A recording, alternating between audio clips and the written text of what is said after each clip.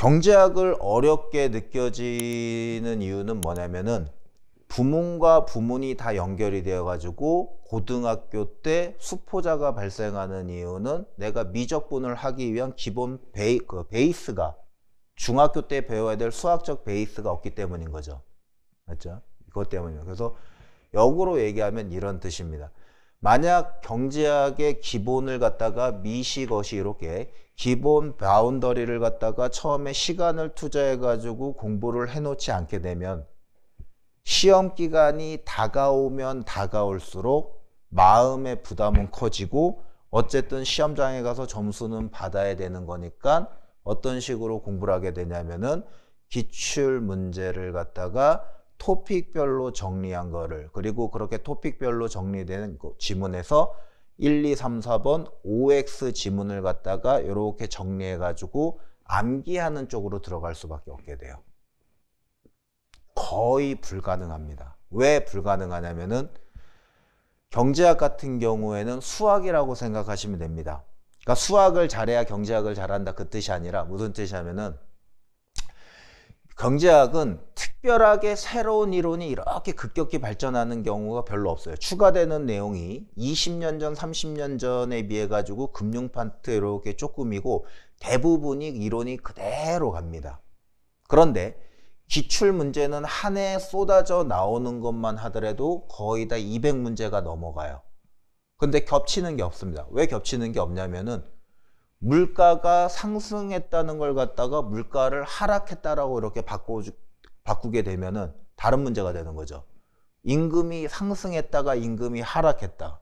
이런 거예요. 수요가 증가했다, 수요가 감소했다는 거예요. 그러니까 내가 이걸 갖다가 정확하게 이해하지 못하게 되면 뭐냐면은 정리를 갖다가 예를 들어 가지고 수요가 증가, 수요가 감소, 공급이 증가, 공급이 감소 4개로 정리를 해야 되는 거예요. 그걸 외워야 된다는 거죠. 그럼 말이 안 되는 거예요. 그래서 뒤로 가면 갈수록 올해 이제 뭐 2차 보신 분들도 이렇게 계시겠지만 경제학은 포기할 수밖에 없습니다. 양이 너무 많아지는 거니까. 감당이 안 되는 거죠.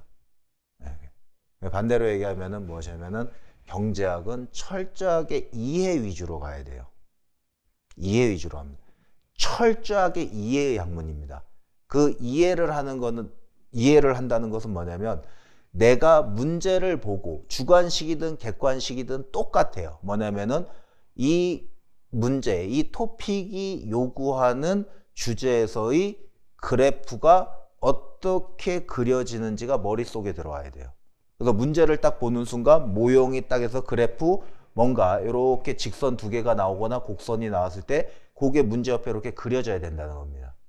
그리고 나서 머릿속에 뭐 수요 증가?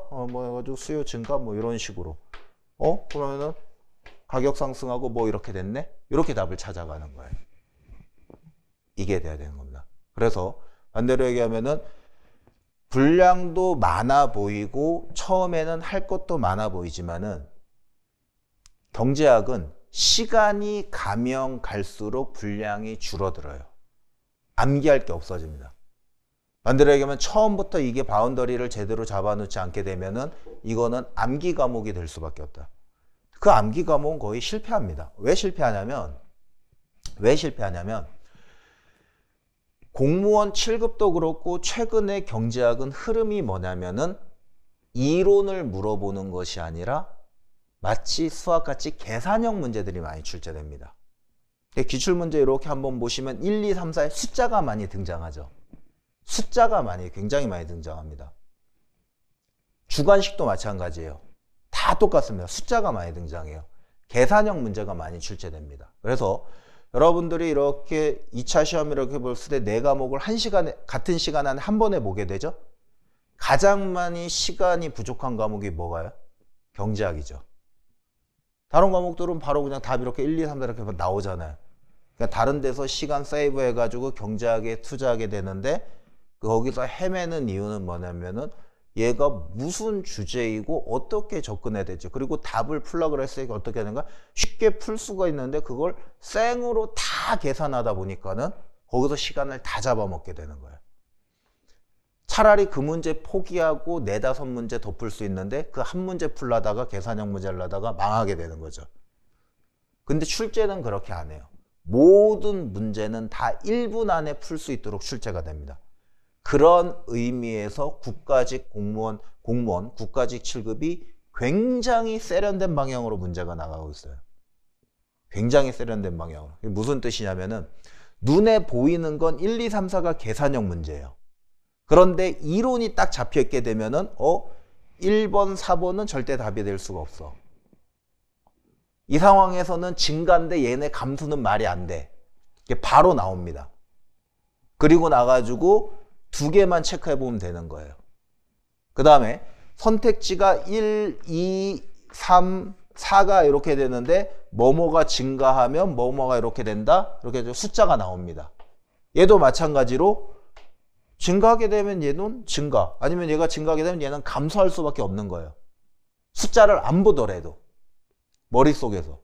그럼 바로 얘는 안 돼 가지고 얘만 마지막으로 한번 실제 계산해서 확인만 해보면 되는 거예요.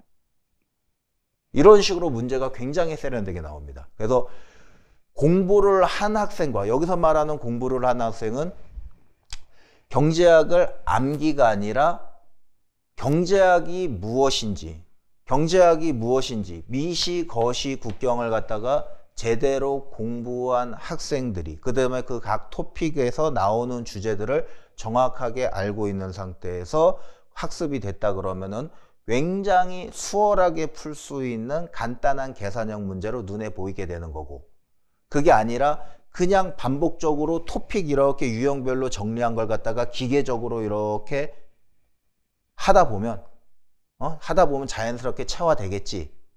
예? 그렇게 그냥 막연한 낙관론 해가지고 그렇게 하다 보면은 시험장에 가서도 그냥 하다 보면 그런 식으로 가는 겁니다. 그럼 뭐냐면은 기본 강의, 그 다음에 본인이 경제학을 어떻게 공부해야 될지 하는 적극적인 자세가 제일 중요해요.